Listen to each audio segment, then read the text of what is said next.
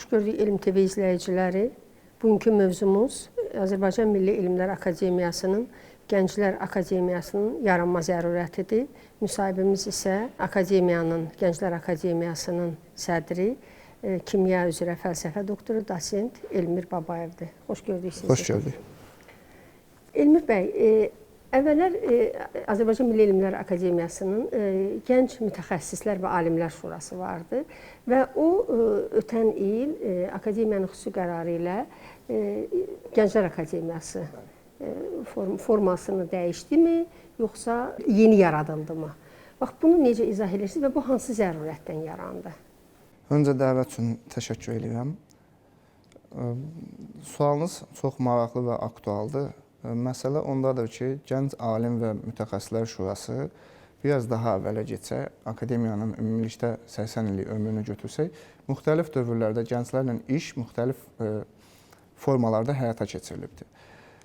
2013-cü ildə Akademiyada Rəyasət Heyətinin qərarı ilə Gənc Alim Mütəxəssislər Şurası formalaşdırılıb və ötən ilə qədər də bu fəaliyyət Gənc Alim Mütəxəssislər Şura formasında fəaliyyətini davam elətdirmişdir. Əlbəttə, biz bilirik ki, Azərbaycanda da, ölkəmizdə də, eyni zamanda akademiyada da ümumiyyətlə özünü qorumağa hədəflənmiş bütün cəmiyyətlərdə islahatlar zəruridir. Bu, həm də gələcək addımların təməlidir.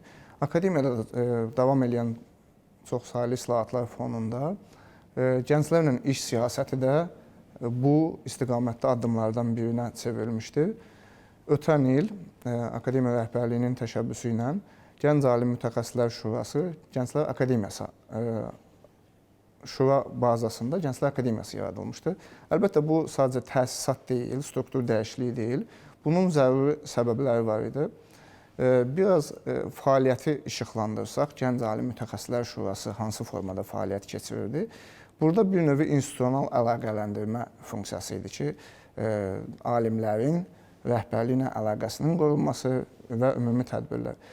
Lakin son dövrlərdə gənclərə yaradılan imkanlar, onlara verilən səlahiyyətlər və görülən tədbirlər, ardıcıl layihələr onu göstərdi ki, şura formatında bu islahatları həyata keçirmək kifayət eləmir. Bundan ötürü daha təkmil, daha davamlı, sistemli bir platforma lazımdır. O baxımdan da Gənclər Akademiyası yaradıldı.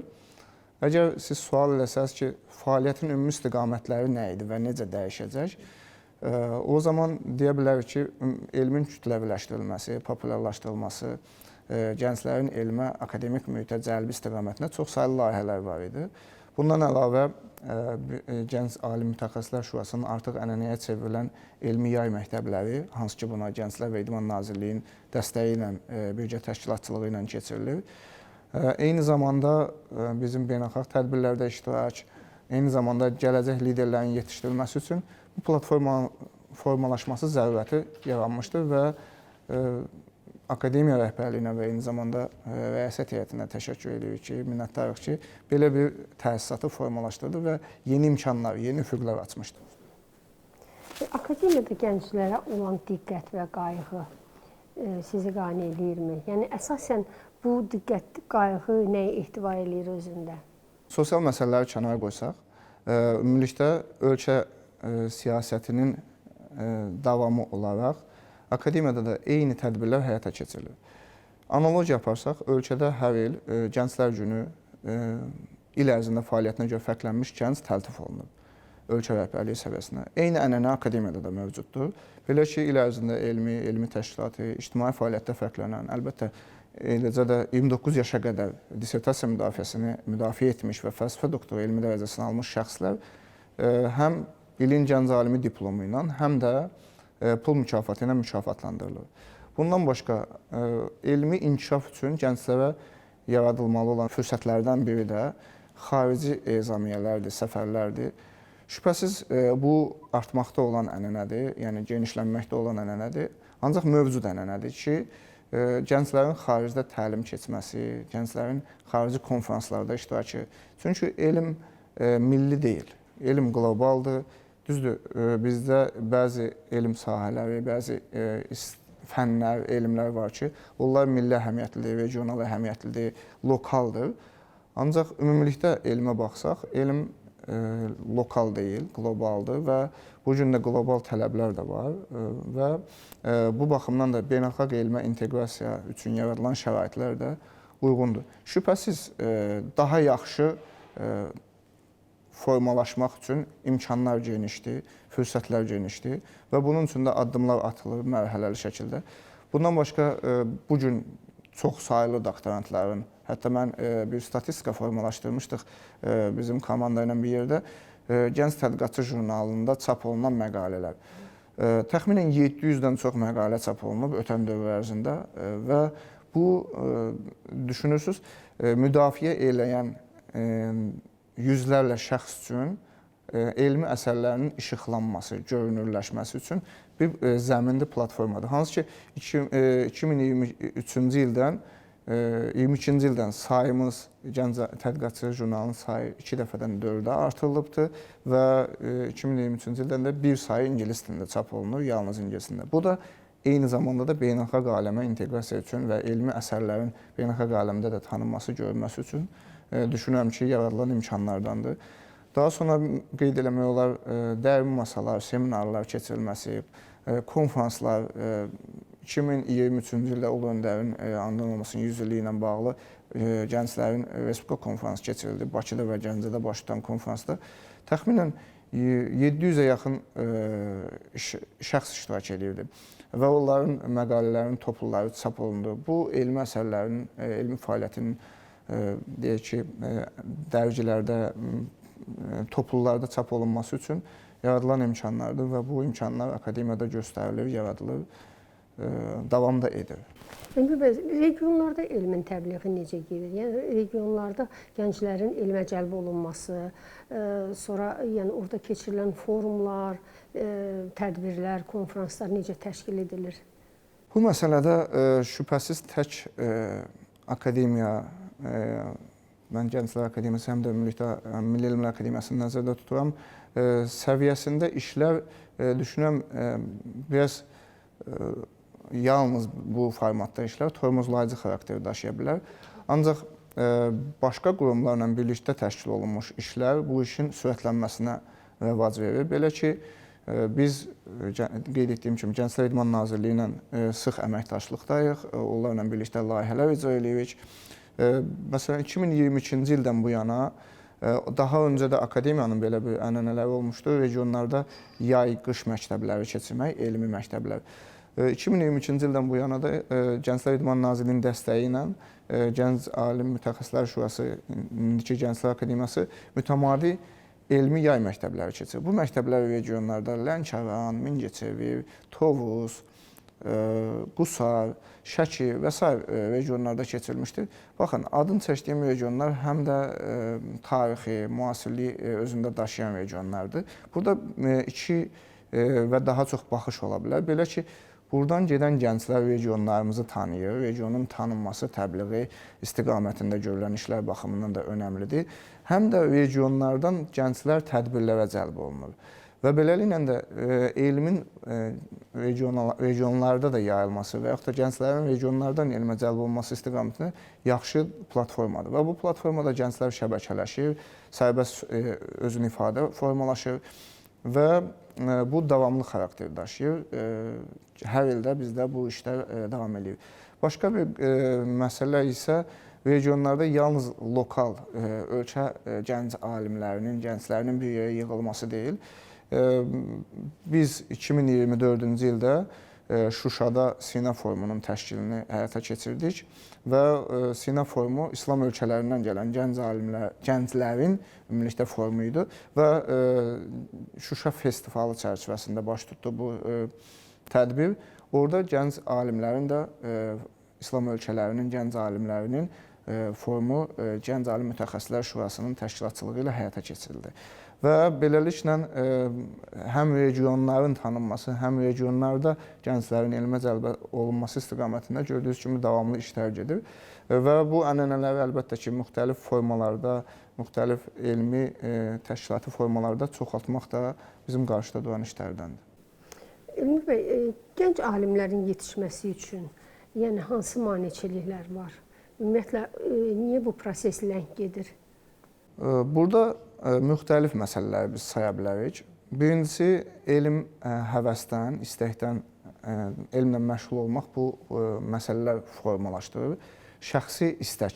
Həvəslə yalnız elmlə məşğul olmaq olmur. Biz maliyyələşməni də təmin etməliyik. Düşünürəm ki, ölkəmizdə var mənbələr ki, biz oradan Gənclər Fondu var, Elm Fondu var, SOCAR-ın Elm Fondu var ki, oradan qrantlar qazanmaq olar. Amma beynəlxalq təcrübəyə baxsaq, gənclər üçün imkanlar daha böyükdür, daha çoxdur. Bu da paralel məvaciblə yanaşı, həm də əlavə gəlir mənbəyinin formalaşdırılması baxımından gəncləri motivasiya eləyir. Akademiyada görülən tədbirləri biz artıq qeyd elədik, ilin fəaliyyətinə görə pul mükafatında verilməsi. Hətta mən əlavə bir qeyd edeyim ki, keçən il Akademiyada süni intellektlə bağlı, süni intellektin texnologiyaların humanitar ictimai elmlərdə tətbiqi mövzusunda bir esse yarışması keçirildi, məqalə yarışması keçirildi. Ən yaxşı məqalə sahibi pul mükafatı aldı. Və bu tipli tədbirlərin ənənəvi forma alması düşünürəm, həm də maliyyə baxımından gənclərin stimullaşdırılması üçün vacibdir. Bir də elmdə yetişmək üçün davamlılıq şərtdir. Bilirsiniz, mən səhv eləməmirəmsə, Aziz Sancarın da belə bir sözü var. Bu davamlılığı vacib məsələ kimi vurğulayır. Çünki elmin nəticələri dərhal olmur, dərhal baş tutmur. İdeya yanlış ola bilər, gecikə bilər, nəticəsi gec görünə bilər. Burada həm həvəs, istək, motivasiyadan əlavə davamlılıq, əzmkarlıq da öz rolunu oynayır və eyni zamanda məktəblərin özünün, elmi məktəblərin özünün yetişdirmək, bunu bir elmi istehsalat müəssisəsinə bənzətsək, orada o elmi, alimi məhsul hesab eləsək, alimin yetişdirilməsi üçün o müəssisənin, elmi məktəbin məhsuldarlıq göstəricisi də rol oynayır, düşünürəm. Bəzi hallarda bu daha qısa müddətə, bəzi hallarda uzun müddətə baş verə bilir və indiki gənclər də dinamik, məsələyə sürətli, nəticə yönümlü yanaşmanı seçən gənclər olduğuna görə və bu baxımdan gənclərin yetişdirilməsi yönündə bu kimi məsələlər durur. Ölkə prezidenti cənab İlham Əliyev Azərbaycanın yeni rəqəmsal arxitekturası adlı vahid fəaliyyət planına həsr olunmuş müşavirə keçirib. Yəni bu müşavirədə rəqəmsal inkişaf və süni intellektin tətbiqi ilə bağlı məsələlərə ölkənin texnoloji gələcəyinə dair strateji prioritetləri də diqqətə çatdırıb. Gənclər Akademiyası bu sahədə hansı işləri görməyə planlaşdırır? Deməli, bu dövrün qaçılmaz bir mesajı idi ki, cənab prezident tərəfindən də verildi. Bu artıq 2025-ci ildə bununla bağlı bir neçə dəfə qərarlar, sərəncamlar, layihələr deyilmişdi, cəmiyyətə təqdim olunmuşdu. Bu il isə artıq onun xəritəsi, planı da göstərildi. Akademiya səviyyəsində bununla bağlı artıq işlər neçə illərdir davam edir. Elektron Akademiyanın o gün süni intellektlə də bağlı olaraq qurulması, təkmilləşdirilməsi layihələri var. Eyni zamanda bu görülən işlər ölkə səviyyəsində, akademiya səviyyəsində, Gənclər Akademiyasına da şübhəsiz ki, təsir eləyir. Az öncə qeyd elədiyim kimi, biz artıq bu ənənənin formalaşması üçün keçən ildən deyək ki, fəaliyyət başlamışıq. Süni intellektin qeyd elədiyim kimi humanitar ictimai elmlərə yanaşması, tətbiqi baxımından bir yarışma, bir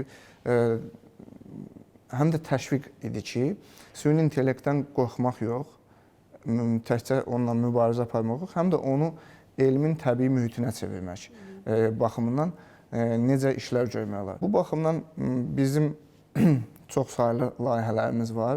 Nəinki akademiya gənclərinin, həm də bizim öyrəndiyimiz biliklərin bizdən sonra yetişən gənclərə də ötürülməsi istiqamətində işlər görülür və görülməkdədir.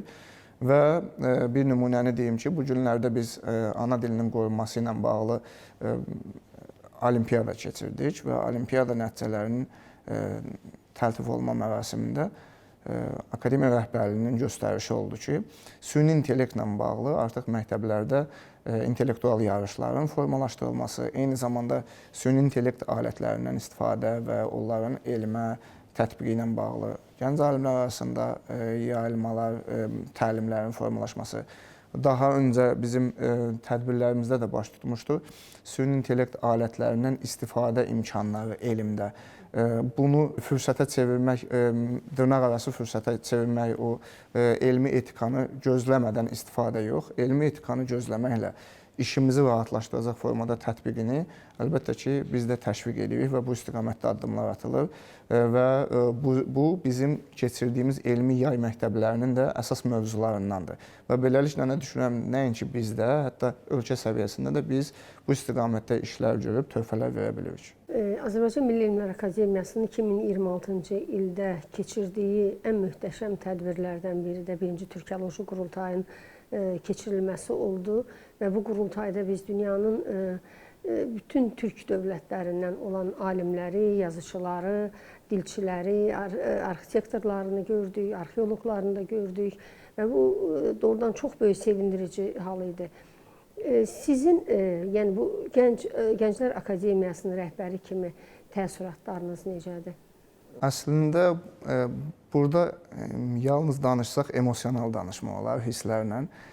Siz təsəvvür edin, 100 il öncə bizim türk babalarımızın cəmləşdiyi, cəmiyyətə, dünyaya tezislər ünvanladığı məkanda 100 il sonra bizlər anım tədbirində, xatirə tədbirində görüşürük, toplaşırıq. Siz dediyiniz eyni ölkə, eyni məkan İsmailiyyə binasının bugünkü Amerika Rəyasət Heyəti fəaliyyət göstərən binasında.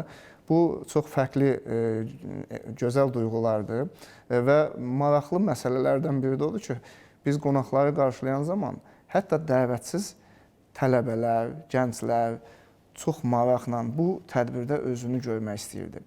Və mən sonraki vaxtlarda da maraqlandım. Bu tədbirin davamı universitetlərdən birində də həyata keçirilmişdi. Orada belə dəvətsiz, sadəcə dinləməkdən ötürü gəlim, o xatirəni mən yaşayayım, o hissləri mən də yaşayayım deyib gənclər nə qədər bu məsələyə maraq göstərmişdi. Əlbəttə bu istiqamətdə bu deməli Türkoloji Qurultayın 100 illik anım tədbiri idi və başlanğıc gününə təxminən təsadüf eləyirdi. Bu istiqamətdə çoxsaylı layihələr, işlər akademiya səviyyəsində, Azərbaycan dövləti səviyyəsində görüləcək və görülməkdədir. Mən qeyd edim ki, biz gənc alimlər arasında da bununla bağlı bir tədbir nəzərdə tutmuşuq. Konferansın keçirilməsi nəzərdə tutulur və Türkoloji Qurultayın 100 ilinə həsr olunmuş Türkologiya elmi sələflər, xələflər belə bir konferansın keçirilməsi imkan daxilində xaricdən qonaqlarımızı dəvət eləmək və ölkədə fəaliyyət göstərən Türkologiya elmi ilə təkcə bu dilçiliyi əhatə eləmir, digər elm sahələrində siz artıq qeyd elədiniz, əhatə eləyən gənclərin toplaşaraq öz babalarının ardıcılları olaraq bu gün nələr görür, bu gün bunların cəmiyyətə mesajı nədir, bu istiqamətdə onların fikirlərini öyrənməkdən ötürü biz də elə bir tədbirlərin görülməsi üçün addımlar atırıq. İnşallah ki, növbəti aylarda biz onu icra edə biləcəyik. Çox sağ olun, təşəkkür edirik sizə Elmir bəy. Arzu edirik ki, yeniləşən akademiyamız təkcə rəqəmsallaşma ilə, yeni texnologiyalarla yox, həm də gənc alimlərimizlə şöhrətlənsin, yeniləşsin, böyüsün. Təşəkkür edirəm sizə müsahibəyə görə. Çox sağ olun, mən də təşəkkür edirəm. Gənclər Akademiyasının yaradılması ilə bağlı Amerika Rəyasət Heyətinin ümumi yığıncağında çıxışımda da qeyd elədiyim kimi, Gənclər Akademiyası bizim üçün bir ümiddir, inamdır, həm də bizim üçün məsuliyyətdir.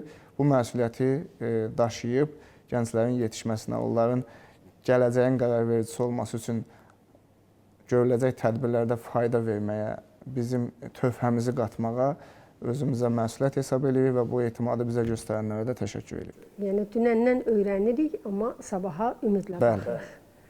Təşəkkür edirəm. Təşəkkürlər. Siz sağ olun.